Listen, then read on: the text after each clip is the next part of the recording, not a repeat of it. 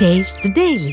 புரட்சி தலைவர் எம்ஜிஆர், புரட்சி தலைவி அம்மா அவர்களுடைய அருளாசியோடு அனைத்து இந்திய அண்ணா திராவிட முன்னேற்ற கழகத்தினுடைய பொதுச் செயலாளர், சேலத்து சிங்கம், சிலுவம்பாளையம் தந்தை தங்கம், நம்முடைய அருமை அண்ணன் ஸ்டாலினை வீட்டுக்கு அனுப்பி மீண்டும் உங்களுடைய ஆதரவோடு வருங்கால முதலமைச்சர் அருமை அண்ணன் எடப்பாடியார் உரையாற்றுகிறார், பேருரையாற்றுகிறார். பொன்மனச்செம்மல் புரட்சி தலைவர் எம்ஜிஆர், இதயம் புரட்சி தலைவி அம்மா இருவரும் தலைவிகளை வணங்கி 2026 சட்டமன்ற பொதுத் தேர்தலை முன்னிட்டு தேர்தல் எழுச்சி பயணம் மேற்கொண்டிருக்கின்றோம். இன்றைய தினம் நம்முடைய கடலூர் மாவட்டம் நெய்வேலி சட்டமன்ற தொகுதியிலே எழுச்சி மிகு தேர்தல் பிரச்சார கூட்டம். இந்த நெய்வேலி பகுதியே குலுகின்ற அளவுக்கு மக்கள் வெள்ளம், எங்கே பார்த்தாலும் மக்கள் தலைகள். இதுவே நெய்வேலி சட்டமன்ற தொகுதிக்கு வெற்றிக்கு அறிகுறி. இந்த சிறப்பான தேர்தல் சுற்றுப்பயண நிகழ்ச்சியிலே தலைமை தாங்கிய தலைமுறையாற்றிய மதிப்புக்கும் மரியாதைக்கும் உரிய என்னுடைய இனிய நண்பர் ஆரிமிச சௌசூர் ராஜேந்திரன் அவர்களே, பொறுப்பாளர்கள் முன்னாள் எம்பி திரு டாக்டர் கே கோபால் அவர்களே, அமைப்புச்சார் திரு சிவ ராஜமாணிக்கம் அவர்களே, பேரவை துணைச் செயலாளர் முன்னாள் எம்எல்ஏ எம்பி எஸ் சிவசுப்பிரமணியன் அவர்களே, மற்றும் மரியாதைக்குரிய சூரியமூர்த்தி அவர்களே, பேரவை துணைச் செயலாளர் திரு ஏபிஆர் பக்தரட்சகன் அவர்களே, ஒன்றிய செயலாளர் திரு வடக்குத்தூர் ரா கோவிந்தராஜ் அவர்களே, பாரதிய ஜனதா கட்சியினுடைய மாவட்ட தலைவர் திரு அக்னி கிருஷ்ணமூர்த்தி அவர்களே, தமிழ் மாநில கட்சியினுடைய மாவட்ட தலைவர் திரு பி ராமலிங்கம் அவர்களே, ஐஜேகே மாவட்ட தலைவர் திரு ஆர் இளங்கோவன் அவர்களே, புரட்சி பாரத மாவட்ட தலைவர் திரு சங்கர் அவர்களே, வருகின்ற சிறப்பித்துக் கொண்டிருக்கின்ற கழகத்தினுடைய ஒன்றிய கழக செயலாளர்களே, நகர கழக செயலாளர்களே, பேருக்குழு செயலாளர்களே, அனைத்து இந்திய அண்ணா திராவிட முன்னேற்ற கழகத்திலே பொறுப்புகள் வைக்கின்ற அத்தனை நிர்வாகிகளே,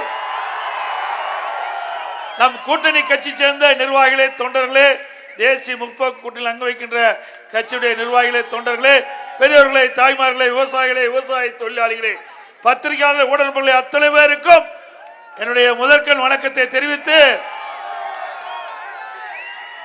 இன்றைய தினம் 2026 அடுத்த ஆண்டு தேர்தல் நடக்க இருக்குது. அந்த சட்டமன்ற தேர்தலில் நம்முடைய கழக வேட்பாளர் வெற்றி பெறுவதற்கு 2 லட்சத்திலே வாக்களித்து வெற்றி பெற செய்யுங்க. ஏதாவது ஒரு வேளையில கூட்டணி கட்சி ஏதாவது நின்னா கூட்டணி கட்சி வேட்பாளருக்கு அந்த சின்னத்தில் வாக்களிங்க. அது மட்டுமல்ல, ஆரம்பிச்சவர் சொரத்தூர் ராஜேந்திரன் அவர்கள் நீண்ட நாட்களுடைய நண்பர். நானும் வேகமா எப்படியாவது ஒரு 9 மணிக்குள்ள உங்களை சந்திக்கலாம் என்று திட்டம் போட்டேன். ஆனா கடலூர்ல 6:30 மணிக்கே முடிச்சுட்டேன். அந்த கடலூர்ல இருந்து பன்ருட்டி முடிவு வரைக்கும் அந்த சாலையின் இருபுறங்களிலும் மக்கள் வெள்ளம் அலைமோதியது, வரவே முடியல. அது பஸ் எடுத்துட்டு வந்துட்டுனா விடவே மாட்டேங்கிறாங்க. அதனாலதான் இவ்வளவு லேட்டு, மன்னி தரல வேண்டும் என்று அன்போடு உங்களை கேட்டுக்கொள்கிறேன். ஏன்னா 6 மணிக்கே வந்துட்டீங்க, கிட்டத்தட்ட மணி 10 மணி கால்களுக்கு நின்றுட்டீங்க. அதனாலதான் எனக்கு மனசு சங்கடமா இருந்தாலும் கூட இவ்வளவு நேரத்திலையும் எழுச்சியோடு என்னை வர வைக்கிறீங்களே, இதுவே வெற்றி. ஏன்னா இந்த பூமி விவசாயிகள் நிறைந்த பூமி. நான் ஒரு விவசாயி, ஒரு விவசாய வரவேற்க இத்தனை கூட்டங்கள் பார்க்கின்ற பொழுது எனக்கு மகிழ்ச்சியா இருக்குது. ஒரு விவசாயி தமிழகத்துடைய முதலமைச்சர் வருவதற்கு ஒரு வாய்ப்பை தாருங்கள் என்று போய் நாடி வந்திருக்கின்றேன். ஏற்கனவே 4 வருடம் 2 மாத காலம் உங்களுடைய ஒத்துழைப்பால், உங்களுடைய ஆசை அருளால் சிறப்பான ஆட்சி நான் கொடுத்தோம்ல.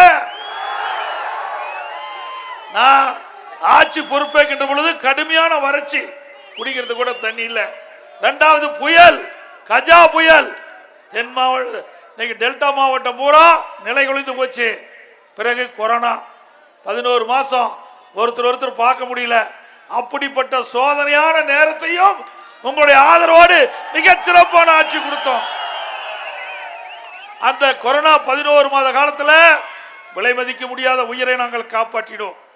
அந்த கண்ணுக்கு தெரியாத வைரஸ் எப்படி வரும், எப்படி அதை குணப்படுத்த முடியும் என்ற நிலையில் இல்லாத ஒரு சூழ்நிலையில கூட உடைய ஆதரவோடு இந்தியாவிலேயே கொரோனா தடுப்பு நடவடிக்கைகள் எடுத்த முதல் மாநிலம் தமிழ்நாடு.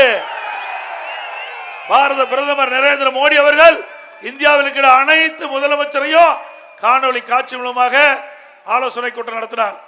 அப்போ அவர் சொன்னது, இன்றைக்கு தமிழகத்திலே கொரோனா வைரஸ் பரவலை தடுப்பதற்கு முதல் மாநிலமாக விளங்குது தமிழ்நாடு. அதை பார்த்து தெரிஞ்சுக்கன்னு சொன்னாங்க. அப்படி கொரோனா காலத்தில் நம்முடைய விலை மதிக்க முடியாத நம்முடைய மக்களுடைய உயிரை காப்பாற்றிய அரசாங்கம் அதிமுக அரசாங்கம். 11 மாதம் வேலை இல்லை, மக்கள் துன்பப்படக்கூடாது என்பதற்காக 3 வேளை சுட சுட அம்மா உணவகத்தில் சமல்ல கூடத்தில் உணவு தயாரித்து நாள் ஒன்றுக்கு 7 லட்சம் பேருக்கு உணவு கொடுத்தோம். 7 லட்சம் பேருக்கு 11 மாசம் கொடுத்தோம். கர்ப்பிணி பெண்களுக்கு, முதியோர்களுக்கு, மாற்றுத்திறனாளிக்கு, ஏழை மக்களுக்கு சுட சுட 3 வேளையும் கொடுத்தோம். அப்படி ஏதாவது இந்த அரசாங்கத்தில் கொடுத்தாங்களா? வறட்சி வந்ததுல வரல, புயல் வரல, வெள்ளம் வரல, ஆனா எதுவுமே செய்யல. 11 மாத காலம் கொரோனா காலத்துல கூட விலைவாசி உயரல, விலை கட்டுப்பாட்டுக்குள்ள வச்சிருந்தோம். ஆனா இன்றைக்கு ஒரு பொம்மை முதலமைச்சர், திறமையற்ற முதலமைச்சர் தமிழகத்தை ஆளுகின்ற காலத்தினால ஏழை மக்கள் பாதிக்கிறாங்க. விலைவாசி விண்ணை முட்டுகின்ற அளவுக்கு உயர்ந்து போச்சு. வாங்கும் சக்தி இல்ல, மக்கள் படுகின்ற துன்பத்தை பத்தி கவலை இல்ல. எப்பொழுதும் வீட்டு மக்களை பற்றி சிந்திக்கக்கூடிய ஒரே முதலமைச்சர் இன்றைய முதலமைச்சர் ஸ்டாலின். குடும்பம் நல்லா இருக்கணும், குடும்பத்தில் இருக்க ஆட்சி அதிகாரம் வர வேணும். அதுதான் திரு கருணாநிதி குடும்பத்தினுடைய தாரக மந்திரம்.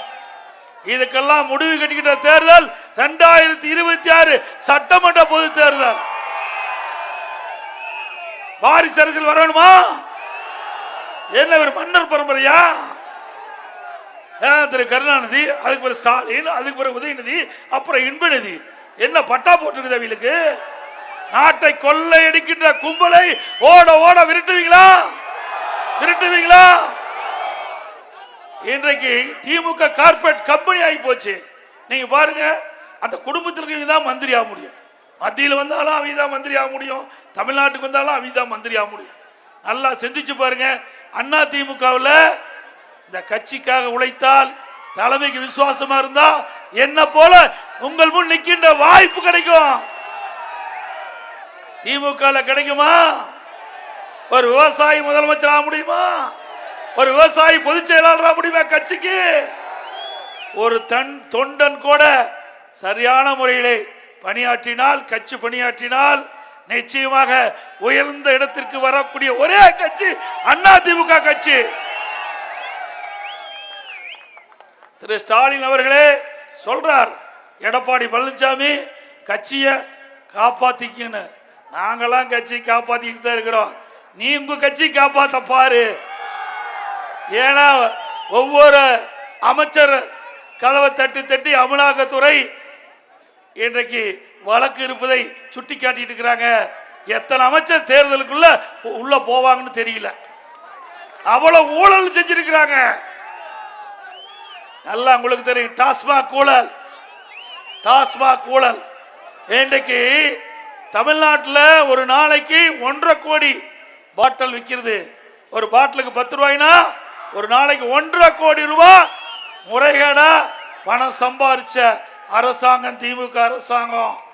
இன்றைக்கு மாசத்துக்கு 450 கோடி, வருஷத்துக்கு 5400 கோடி இந்த 10 ரூபா பாட்டிலே சம்பாதிக்கும். 10 ரூபாய்னா யாருன்னு தெரியுமா? யாரு? 10 ரூபாய்க்கு மதிப்பே இல்லாதது.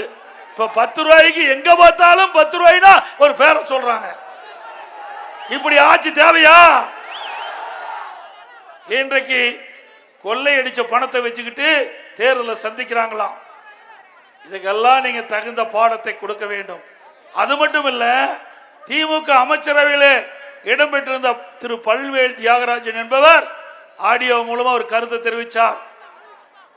திரு சபரீசன் அவர்கள் அப்படின்னா திரு ஸ்டாலினுடைய மருமகன் திரு சபரீசன், உதயநிதி ஸ்டாலினுடைய மகன், இரண்டு பேரும் 30,000 கோடியை கையில் வைத்துக் கொண்டு என்ன செய்வது என்று தெரியாமல் திகைத்துக் கொண்டிருப்பதாக நாம சொல்லல.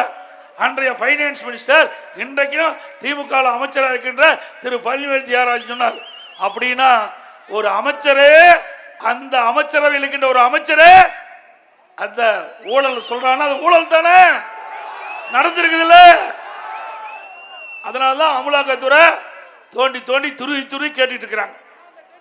அது மட்டுமல்ல, அனைத்து இந்திய அண்ணா திராவிட முன்னேற்ற கழகம் உங்களுக்காக இருக்கின்ற கட்சி, மக்களுக்காக பாடுபடுகின்ற கட்சி, மக்களுக்காக பாடுகின்ற அரசாங்கம்.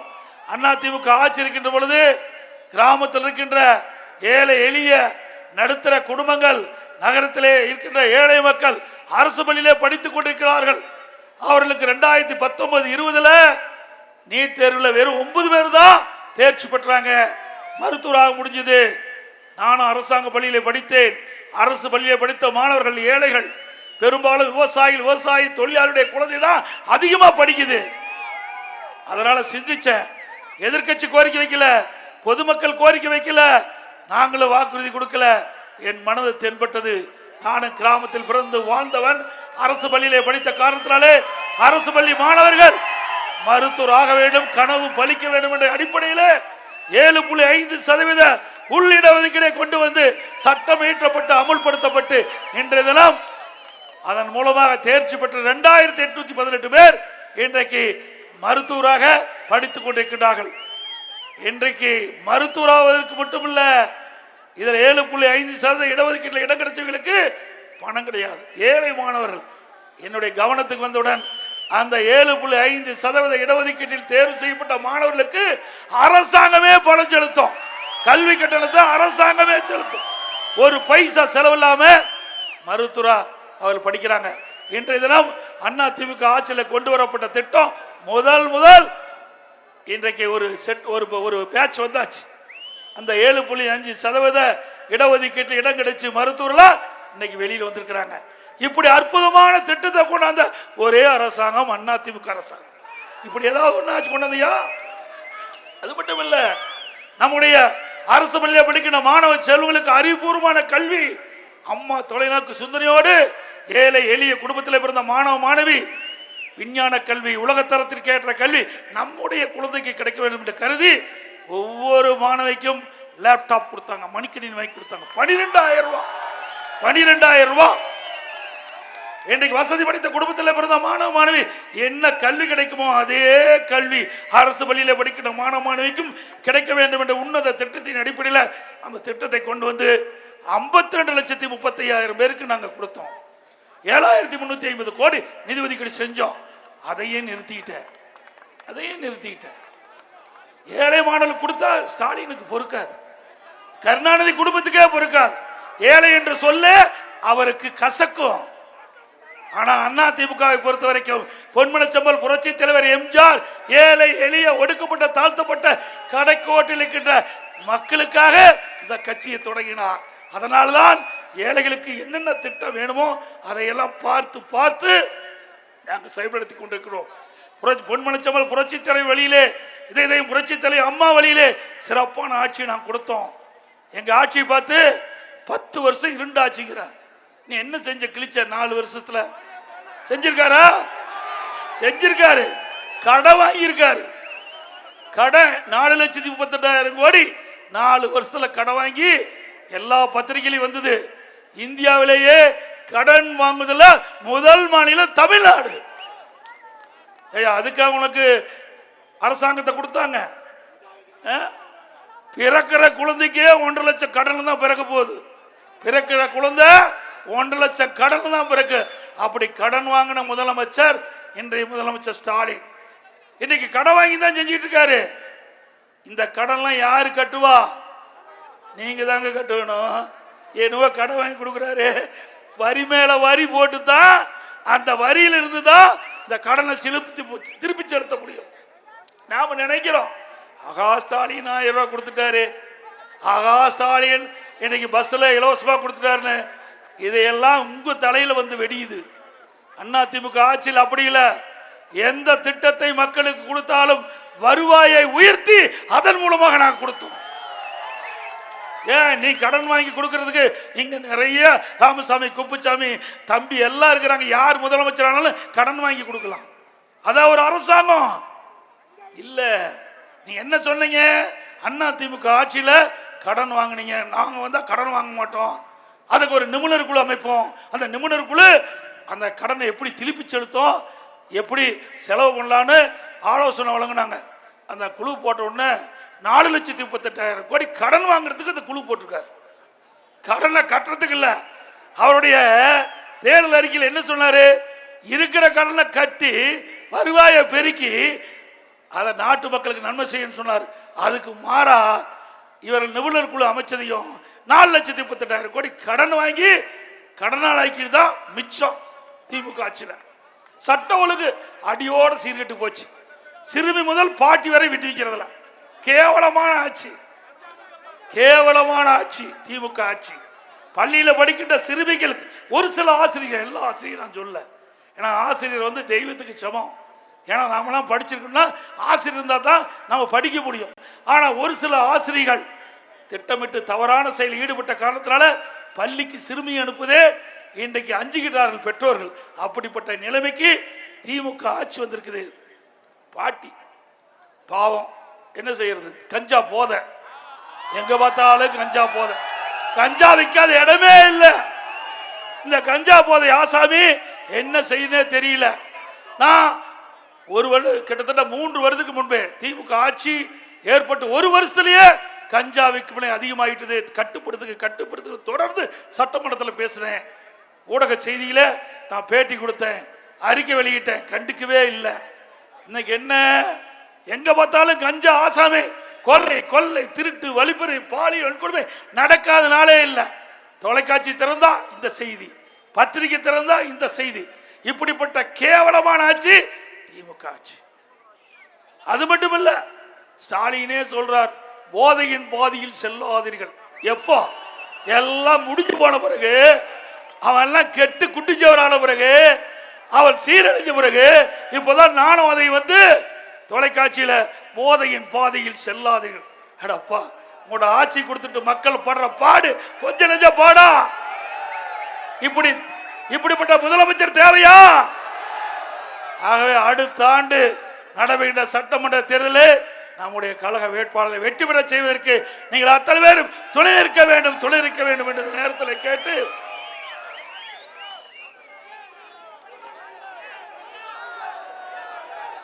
அதோட கிராமத்தில் 100 நாள் வேலை திட்டத்தை 150 நாளா உயர்த்தினார். இப்போ 100 நாள் வேலை திட்டத்தில் 50 நாளா குறைஞ்சு போச்சு. 100 நாள் வேலை திட்டம் 50 நாள் ஆயிட்டுது. 150 நாள் ஆகாட்டி போகுது. 100 நாள் வேலை கொடுத்தாவே மக்கள் சந்தோஷமா இருப்போம். அதுவும் போச்சு. ரேஷன் கடையில் திமுக ஆட்சிக்கு வந்தா 1 கிலோ சர்க்கரைக்கு கூடுதலா 1 கிலோ சர்க்கரை கொடுப்புன்னு சொன்னாங்க. 2 கிலோ கொடுக்குறாங்களா? மாதந்தோறும் கேஸ் மானியம் 1000 ரூபாய் கொடுக்குறாங்களா? 100 ரூபா மாதந்தோறும் கேஸ் மானியம் 100 ரூபா கொடுக்குறாங்க. இது வரைக்கும் கொடுக்கல. கல்வி கடன் ரத்து பண்ணிருக்காங்களா? எல்லாம் ஏமாற்று வேலை. 525 அறிப்பு புத்தகம் மாதிரி வெளியிட்டார். எதையுமே நிறைவேற்றல. அத்தனையும் பொய். ஒண்ணு செஞ்சிருக்கார். உதயநிதி ஸ்டாலின் துணை முதலமைச்சர் ஆக்கியிருக்கார். சொல்றார் திமுக கட்சி தொண்டனுக்கும் நிர்வாகிகளுக்கும் முன்னுரிமை கொடுக்குதுன்னு. எங்க கொடுத்த? திரு துரைமுருகன் அவர்கள் வந்து இப்ப இருக்கிற எம்எல்ஏவிலேயே அதிக நாள் எம்எல்ஏ ஆன ஒரே நபர். அவர் எதிர்கட்சியா இருந்த கூட பரவாயில்ல, ஆனா அவருடைய வயதுக்கு நாங்கள் மரியாதை கொடுப்பேன். அண்ணன் துரைமுருகன் அவர் அதிகமான நாட்கள் சட்டமன்ற உறுப்பினராக இருந்தவர். கருணாநிதியோட அதிகமாக இருந்தார். அப்படிப்பட்டவருக்கு துணை முதலமைச்சர் கொடுக்காம கருணாநிதி குடும்பத்தில் பிறந்த ஸ்டாலினுடைய மகன் என்ற ஒரே காரணத்திற்காக துணை முதலமைச்சர் கொடுத்தீங்களா? கட்சி குலைத்தவனுக்கு எங்க எங்க நியாயம் கிடைக்குது, நீதி கிடைக்குது? அதே அனைத்து இந்திய அண்ணா திராவிட முன்னேற்ற கழகத்தில் உழைக்கின்றவனுக்கு உயர்ந்த பதவி கிடைக்கின்ற ஒரே கட்சி அதிமுக கட்சி. சாதாரண பெயிண்டர். நான் 2021 நான் முதலமைச்சர் இருந்தேன், துணை கழகத்தினுடைய இணை பொதுச் செயலாளர் இருந்தேன். அப்போ என்னாச்சு, பெயிண்டருக்கு கொடுத்தேன் கள்ளக்குறிச்சியில். அதோட பவானி சாகர்ல சேல்ஸ்மேன் பிராந்தி கடையில் அவருக்கு கொடுத்தேன். 2 பேர் எம்எல்ஏ. ஏழை தினந்தோறும் வேலைக்கு சென்றால் தான் அடுப்பு எரியும். நீங்கள் கூட டிவியில் பார்த்துருப்பீங்க, அவர் வீடு கள்ளக்குறிச்சி எம்எல்ஏ வீடு எப்படி இருக்குன்னு. 4000 ரூபாய் வாடகையில் இருக்காரு. அப்படிப்பட்ட ஏழைக்கு நாங்கள் கொடுத்தோம். புரியுதுங்களா? புரட்சி தலைவர் எம்ஜிஆர், புரட்சி தலைவர் அம்மா, இருவரும் தலைவர்கள் யார் கட்சிக்கு உழைக்கிறார்கள் தேடி பிடித்து பதவி கொடுத்தார். அந்த வழியில் தான் நான் வந்தேன். அந்த வழியில் தான் அறிவிச்சவர் சொரத்தூர் ராஜேந்திரன் வந்தாரு. அதே வழியில் தான் நாங்கள் செயல்பட்டு கொண்டிருக்கின்றோம். அதே வருகின்ற சட்டமன்ற தேர்தல் உங்களுடைய தேர்தல், மக்களுடைய தேர்தல், மக்களுடைய ஆட்சி அடுத்த ஆண்டு மலர நீங்கள் எங்களுக்கு ஒரு நல்ல வாய்ப்பை தாருங்கள். அதிமுக வெற்றி பெறுவதற்கு நீங்கள் அற்புதமான வாய்ப்பை தாருங்கள் என்ற நேரத்தில் தெரிவித்து, இன்னைக்கு பார்த்தீங்கன்னா மாணவர்களுக்கு பள்ளியில் கல்வி கற்பதற்கு வடிவத்தில் பெஞ்சு அமைத்து பாடம் புகட்ட வேண்டும் என்று இன்றைக்கு ஒரு திட்டத்தை கொண்டாந்துருக்கிறாங்க. வடிவில் வச்சு மாணவர்களுக்கு சொல்லி தரணுமா? ஏற்கனவே சொல்லி தரது கிழிச்சிட்டாங்க. இப்போ வடிவில் கொடுத்து அந்த மாணவன் படிப்பையே பாழாக்க பார்க்குறாங்க. இன்னொன்று, திருப்பூர் வீரபாண்டி அரசு மேல்நிலைப்பள்ளியில் பள்ளிக்கூடம் மேல் மாடியில் வச்சு இன்றைக்கு அந்த குழந்தைகளுக்கு கல்வி கற்றுக் கொடுக்குறாங்க. இப்படிப்பட்ட அவல ஆட்சி தேவையா? அதிமுக ஆட்சி இருக்கின்ற பொழுது ஒரே ஆண்டில் 11 மருத்துவக் கல்லூரி கொண்டாந்தேன். மருத்துவமனை, 7 சட்டக்கல்லூரி, 4 பொறியியல் கல்லூரி, வேளாண்மை கல்லூரி, கால்நடை மருத்துவக் கல்லூரி 5, ஆராய்ச்சி நிலையத்தோட பாலிடெக்னிக் கல்லூரி 21, அரசு கலை மற்றும் அறிவியல் கல்லூரி 67. இவ்வளவு கல்லூரி திறந்த காலத்துல தான் கிராமத்தில் இருக்கிற ஏழை எளிய சாதாரண மக்கள் கூட பட்ட படிப்பு படிக்கக்கூடிய சூழ்நிலையை உருவாக்கி தந்த அரசாங்கம் அதிமுக அரசாங்கம். அப்படிப்பட்ட அரசாங்கத்தை மீண்டும் கொண்டு வர வேண்டும் என்ற நேரத்தில் தெரிவித்து, அதோட இன்றைக்கு இந்த காங்கிரசும் திமுகவும் மத்தியில் ஆட்சி இருக்கும் போது என்எல்சி பங்கை தனியாருக்கு விற்க முற்பட்டாங்க. மாண்புமிகு அம்மா அவர்கள் முதலமைச்சர் இருக்கும் போது தனியாருக்கு சென்றா அது முழுசும் தனியாருக்கு போயிடும் சொல்லி அந்த 5% பங்கை அம்மா அவர்கள் விலைக்கு வாங்கி இன்றைக்கு அதை தொழிலாளரை காத்தது அம்மாவுடைய அரசாங்கம். இன்றைக்கு கூட நெய்வேலி நிலக்கரி சுரங்கத்திற்கு நிலம் எடுப்பதற்கு முயற்சி பண்ணாங்க. பல முறை நாங்கள் சொல்லியாச்சு, நிலம் பொன் விளைகின்ற பூமி. விவசாயி என்றால் அந்த நிலத்தை உயிரா மதிக்கிறாங்க. அப்படிப்பட்ட விவசாயிக்கு அவர்களுக்கு விருப்பப்படி இன்றைக்கு அதனுடைய கைட்லைன் வேல்வே பார்க்க கூடாது, மார்க்கெட் விலையை கொடுங்க. விவசாயிக்கு பிடுங்காதீங்க. விவசாயி, நானும் ஒரு விவசாயி, ஆக விவசாயி மனம் நோகக்கூடாது. இரவுகள் வராமல் உழைத்து நாட்டு மக்களுக்கு உணவளிக்கின்றவர் விவசாயி. இரவென்று பகல் என்று பாராம, மழை வெயிலை பாராம ரத்தத்தை வீரவியா சிந்தி உழைக்கின்ற அந்த விவசாயியுடைய மனம் தளரக்கூடாது, மனம் வேதனைப்படக்கூடாது. ஆகவே மாநில மத்திய அரசு நியாயமான விலை, மார்க்கெட் விலை அவளுக்கு வழங்க வேண்டும் என்று அன்போடு இந்த நேரத்தில் கேட்கிறேன். எங்களுடைய அரசு அமைந்த பிறகு இந்த விவசாயிகள் பக்கம் நிச்சயமாக இருப்போம். அவளுக்கு தேவையான ஆதரவை நாங்கள் கொடுப்போம். அது மட்டும் இல்லாம இன்றைக்கு 600 முந்திரி கொட்டையை கையால் உடைத்தால்தான் மகளிருக்கு 25 ரூபாய் கிடைக்கும். இதனால கை முட்டி தேய்மானம் ஆகுது. அதிமுக ஆட்சி மலர்ந்த உடனே இந்த முந்திரி கொட்டை உடைப்பதற்கு மின்சாரத்தில் இயங்கும் முந்திரி கொட்டை உடைக்கும் சிறிய வகை இயந்திரம் மானியத்திலே வழங்கப்படும் என்ற செய்தி நேரத்தில் தெரிவித்து விரும்புகின்றேன். நீங்க பாத்தீங்கன்னா இன்னும் ஒரு வாரத்தில் உங்களுடன் ஸ்டாலின் அப்படின்னு ஒரு விளம்பர நோட்டீஸ் எடுத்துக்கிட்டு வீடு வீடா அதிகாரம் வரப்போறாங்க. இது எதுக்குன்னா, உங்களுக்கு குடிநீர் இணைப்பு வேணுமா, சொத்து வரி என்ன, அது பாதாள சாக்கடை திட்டம், கழிவு நீர் அகற்றல், இப்படின்னு ஒரு 2 பக்கத்துக்கு அடிச்சு கொடுத்துருக்குறாங்க. இப்போ தான் மக்களை பற்றி கண்ணுக்கு தெரியுது ஸ்டாலினுக்கு. 4 வருஷம் ஆட்சியில் இருந்துட்டு இது வரைக்கும் ஒன்றுமே செய்யாமல் இப்போ உங்களுக்கு என்ன வேணும் வீடாக வந்து இந்த நோட்டீஸ் கொடுத்த உடனே உங்களுக்கு செஞ்சு கொடுத்துட்டு வரான். இதே மாதிரி தான் நீ பேசுன. நான் முதலமைச்சராக இருக்கும் போது திமுக தலைவர் ஸ்டாலின் எதிர்கட்சி தலைவராக இருந்தீங்களே, அப்போ ஊரா போய் ஒரு திட்டுக்கண்ட பக்கம் பெட்ஷீட்டை போட்டு அங்கே அமர்ந்து திமுக முன்னாள் அமைச்சர், திமுக எம்எல்ஏ திரு ஸ்டாலினுடைய மகன் உதயநிதி, திரு ஸ்டாலின் எல்லா பக்கமும் தமிழ்நாடு பூரா போய், ஆகா உங்களுக்கு என்ன குறை இருக்குது, அந்த குறையை நான் தீர்த்து வைக்கிறேன், அதுக்காகத்தான் நான் உங்களை நேரில் வந்து பார்க்குறேன், உங்கள் ஊருக்கே வந்திருக்கிறேன், நீங்கள் ஒரு வெள்ளத்தாளை எடுத்து உங்களுடைய பிரச்சனையை, உங்களுடைய கஷ்டத்தை அதிலே எழுதி நான் வச்சிருக்கிற பெட்டியில் போடுங்க. அந்த பெட்டியை பூட்டி சீல் வச்சு வீட்டுக்கு எடுத்துகிட்டு போய் எங்களுடைய ஆட்சிக்கு வந்த பிறகு சீலை உடைச்சி பெட்டியை திறந்து மனுவை எடுத்து படித்து பார்த்து தீர்க்கிறேன்னு சொன்னா, அப்போ எதுக்கு இந்த நோட்டீஸு? ஏற்கனவே ஏமாத்திட்டீங்கள. அப்படி மக்கள் கொடுத்த பிரச்சனை தீர்த்திருந்தா எதுக்கு மறுபடியும் மக்களை தேடி போவேணும்? இத்தனையும் பொய் நாடகம், அதை ஏமாந்துடாதீங்க. அத்தனையும் தேர்தல் வந்தா தான் மக்களுடைய ஞாபகம் வரும் திமுக தலைவர் ஸ்டாலினுக்கு. அதை மறக்காம வருகின்ற சட்டமன்ற தேர்தலிலே 2026 சட்டமன்ற பொதுத் தேர்தல் போது எங்களுக்கு ஒரு நல்ல வாய்ப்பை அனைத்து இந்திய அண்ணா திராவிட முன்னேற்ற கழகம் ஆட்சி வருகின்ற ஒரு அற்புதமான திட்டத்தை கொடுங்கள் என்று இந்த நேரத்தில் தெரிவித்து, மக்களுக்காக ஆட்சி நடத்துவது அனைத்து இந்திய அண்ணா திராவிட முன்னேற்ற கழகம், மக்களுக்காக ஆட்சி நடத்துவது அனைத்து இந்திய அண்ணா திராவிட முன்னேற்ற கழகம், குடும்பத்துக்காக ஆட்சி நடத்துவது திமுக, குடும்பத்துக்காக ஆட்சி நடத்துவது திமுக. ஆகவே வருகின்ற அத்தனை பேர் மிகச்சிறப்பா எழுச்சியா கால நேரம் கூட பார்க்காம எவ்வளவு நேரம் ஆனாலும் இங்கே காத்து இந்த தேர்தல் பிரச்சார கூட்டத்திற்கு எங்களுக்கு மிகப்பெரிய வரவேற்பு நிலைய அத்தனை நல்ல உள்ளங்களுக்கும் மீண்டும் ஒரு முறை நன்றியை தெரிவித்து, மக்களை காப்போம், தமிழகத்தை மீட்போம், மக்களை தமிழகத்தை மக்களை தமிழகத்தை மக்களை தமிழகத்தை. நன்றி, வணக்கம். Bye bye Stalin.